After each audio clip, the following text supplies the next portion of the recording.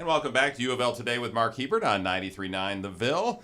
This next topic is certainly an interesting one, pitting a person's privacy rights against the need for more and better medical research. Are they mutually exclusive, and what rights do patients have as we try and get into more and better research on medical devices and medicine and drugs? Dr. Kyle Brothers is an assistant professor in the UofL School of Medicine. He's been looking at the sharing of research data and an individual's consent. Welcome, Dr. Brothers. Thank you very much. You are in pediatrics, right? That's correct. How long have you been with the university? 5 years. Okay. And you're UofL grad? I'm a UofL grad. I went to University of Louisville Medical School, graduated in 2004. 2004. Oh, you're a youngster then. You're a newbie, right? That's right. All right. Well, you are doing some research and taking a look, and you've got a grant to take a look at some the numbers of people who are. Well, why don't you describe what your research is? That would be the easiest way, and then we'll get into some of the numbers and privacy rights and those kinds of things. Right. Well, maybe I'll just take a step back and start with federal regulations. So we think it's important to do medical research. A lot of the good things that come out of our hospitals, had it start with research. And in order to get those good things, we have to do research on humans. Mm-hmm. And so we've had for a long time regulations that control how scientists and physicians are able to do research and how to balance the risks of the research versus the benefits of the research. So my research focuses on ethical issues, how we balance the rights of patients and the benefits that come out of research. And how do we make sure that the research that we're conducting is okay with the patients who are participating? So give me for instance, if I get a blood test taken, say I had a blood test 10 years ago. Right. Where is that blood test now? Is it gone? Or is it being stored somewhere? Well, it depends on where the blood was drawn. Odds are it was thrown away about 2 or 3 days after it was drawn. Most places in the country, that's what they do. There are a few places scattered around the country where if you have a sample drawn just in your doctor's office, it might get put in a freezer somewhere so that a scientist could later use it. Okay, and that's a biorepository, right? I learned that new word after talking to you. Does UofL have a biorepository, or is there one in Louisville? Yes. The term biorepository includes a wide range of things. So the most common, and what I assume there are hundreds of at the University of Louisville, are freezers that individual scientists have in their laboratory where they have collected blood from participants in their studies over years, and they keep those samples around in case they need them. So that's very informal. But there are also other groups. Until relatively recently, Kentucky One had a biorepository as a part of the Catholic Health Initiatives, which was much larger. Mm-hmm. So yes, that we have many. Okay, we're talking with Dr. Kyle Brothers from the University of Louisville, and we're talking about biorepositories and privacy and people's rights as it regards to medical research. So what's the issue here? So there's these blood samples that I used the example 10 years ago. Say I participated in some study, my blood sample is still stored in one of these biorepositories. Did I at that time sign a waiver or something saying it's okay to use my blood in one particular study, or it's okay to use my blood later on 50 years from now if they're trying to figure something out? Well, that's right. So 10 years ago, you had two options. If the scientists or the doctors who collected your blood wanted to take your name and any identifying information off of that blood, they didn't need your permission, and they could share that blood with the other scientists at other institutions. They could do whatever research they wanted on it.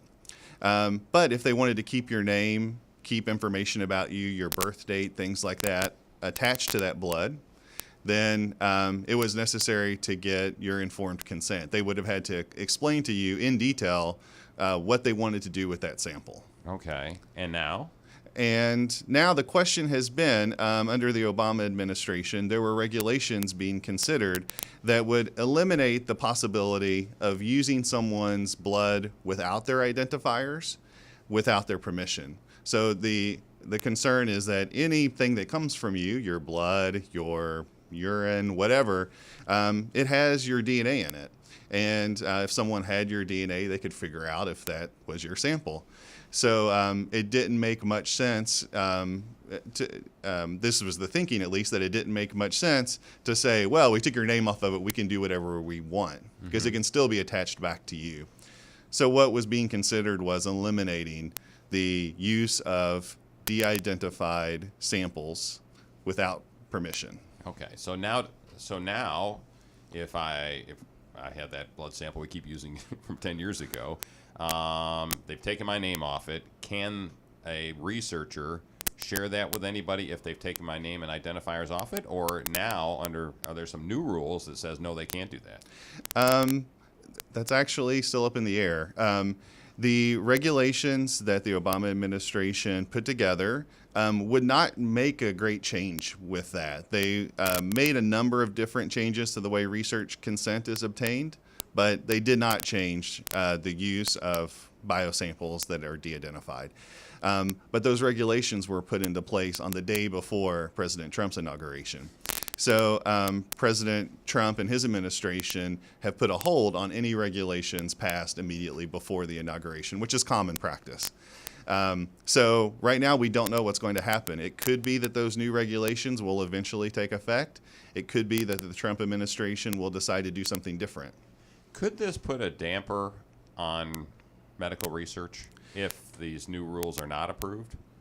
I think the rules that were actually proposed by the Obama administration, the final rule, I think is pro-research. I think it would help research, and I don't think it would hurt research participants.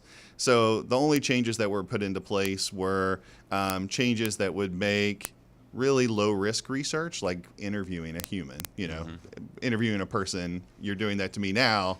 It's really clear to me what the risks are. I could make a fool of myself, but the risks are obvious. So the new regulations would basically eliminate the need to get IRB approval. That's the ethics board approval for that type of research. Again, we're talking to Dr. Kyle Brothers from the University of Louisville. So looking forward then for medical research in the future, it's easy to share DNA samples and blood samples and the results of what's in those samples, correct? Nowadays, it is. I assume, right? It is. Okay. Mm-hmm. So what's the future hold then for medical research being able to quickly share a lot of information from these biorepositories that are storing all these blood, DNA samples, urine samples from across the United States and across the world? That's the research that we're doing. What we want to know is if we change the regulations so that we require people to give permission if their samples are used like that, but we only ask them a really simple set of questions. We don't give them a 20-page document and spend a half an hour talking to them, but we say, hey, we want to use your blood and we want to use it for whatever it ends up being important for.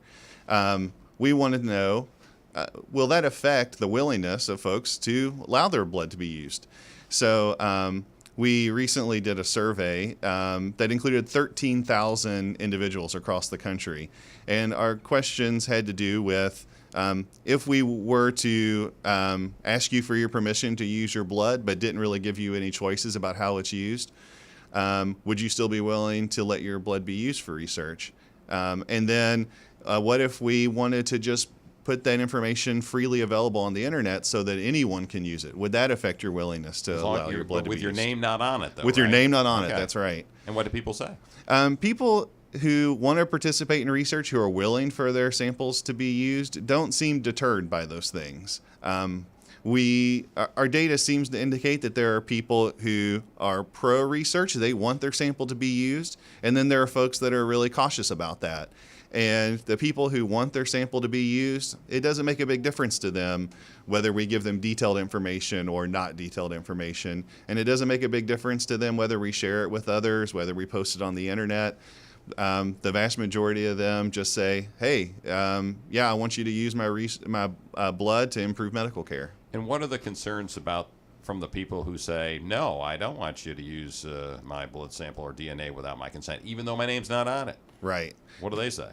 They say, they don't seem to be willing for their sample to be used under any circumstances. So if we give them a 20-page document and spend a half an hour explaining to them the risks and benefits, that doesn't make them any more likely to contribute their sample. They're just cautious about it. So I think what it comes down to is we know that there are those folks. They're in the minority. It's a relatively small percentage of our population who have those concerns. And, our goal is, how do we make research as quick, as efficient, as useful for society, but not robbing that small percentage of people of their right to sit out from research. And that sort of wraps up this whole question, doesn't it? Yeah. All right, Dr. Kyle Brothers, thanks for being on the show. Appreciate it.